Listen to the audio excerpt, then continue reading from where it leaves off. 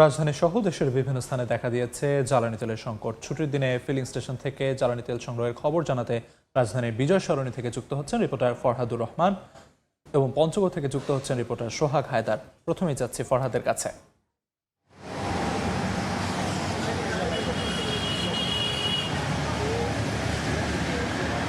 ফরহাদ,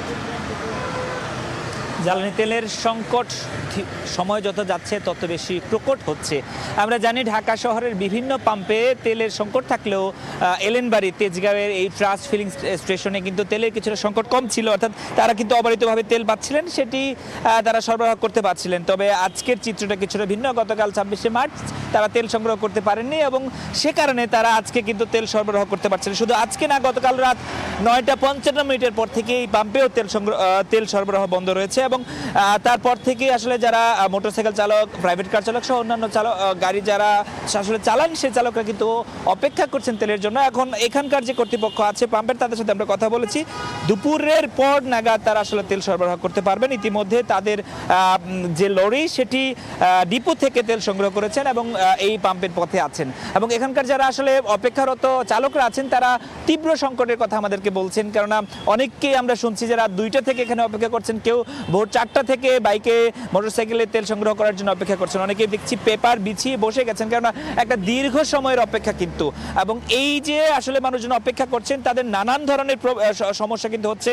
যারা আসলে bike ride share করেন তারা আসলে একেবারেই অসহায় পড়েছেন বলে আমাদেরকে জানিয়েছেন, কেননা এই যে তারা তেল পাচ্ছেন না, এতে তাদের স্বাভাবিক যে চলাচল সেটিতে কিন্তু ব্যাহত হচ্ছে। তবে এই পাম্পের ডিজেল কিন্তু সরবরাহ করা হচ্ছে। তো এই ছিল রাজধানীর অবস্থা। আমরা একটু পঞ্চগড়ে যেতে চাই, সেখানকার জ্বালানি তেলের খবর জানাবেন সহকর্মী সোহাগ হায়দার। বলে রাখি যে সারা দেশের মতো উত্তরের জেলা পঞ্চগড়েও যে জ্বালানি তেলের বিষয়টি রয়েছে সেটা কিন্তু প্রখর সংকট তৈরি হয়েছে। আমি এই মুহূর্তে আছি পুরাতন পঞ্চগড়ের কাঞ্চনজঙ্ঘা ফিলিং স্টেশনে। এখানেও আমরা দেখছি যে পাম্পের যে সকল জ্বালানি তেল রয়েছে সেগুলো কিন্তু পর্যাপ্ত না থাকায় কিন্তু একটা সংকট তৈরি হয়েছে। আমি বলে রাখি যে পঞ্চগড়ের 27টি যে পেট্রোল পাম্প রয়েছে প্রত্যেকটিতেই কিন্তু তেলের যে ঘাটতি রয়েছে, পেট্রোল, অকটেন, ডিজেল প্রত্যেকটিতে ঘাটতি রয়েছে। চাহিদা মতো কিন্তু যারা গ্রাহক রয়েছে তারা কিন্তু পাচ্ছে না। বিভিন্ন যানবাহন, বিশেষ করে আমরা বলে রাখি যে মোটরসাইকেল সহ বিভিন্ন যানবাহনের যে সকলে পেট্রোল, অকটেনের প্রয়োজন হচ্ছে সেগুলো কিন্তু ঘাটতি তৈরি হয়েছে। তারা কিন্তু যারা এই যানবাহনগুলো চালাচ্ছে তারা কিন্তু তেলের অভাবে কিন্তু তারা নিত্য প্রয়োজনীয় যে সকল কাজকর্ম রয়েছে সেগুলো কিন্তু ঠিকমতো করতে পারছে না। একই সাথে বলে রাখি যে পাম্পগুলোতে আমরা দেখেছি যে গতকাল কিন্তু প্রচুর ভিড় ছিল, তবে আজকে ছুটির দিনে কিন্তু এই মুহূর্তে আমরা তেমন ভিড় লক্ষ্য করছি না।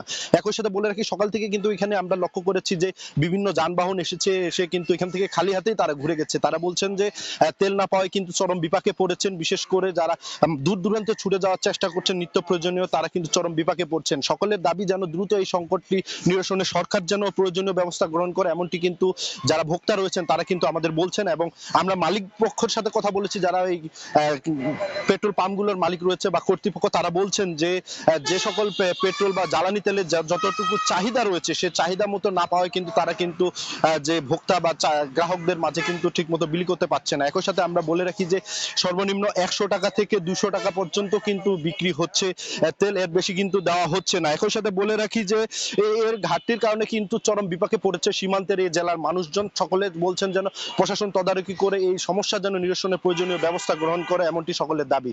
তো এ ছিল আমার কাছে পঞ্চগড় থেকে জ্বালানি তেলের সংকটের সর্বশেষ খবর। পঞ্চগড় থেকে সহকর্মী সোহাগ হায়দার এবং তার আগে রাজধানীর বিজয় সরণি থেকে সহকর্মী ফরহাদুর রহমান জানাচ্ছিলেন জ্বালানি সংকটের সবশেষ খবরাখবর।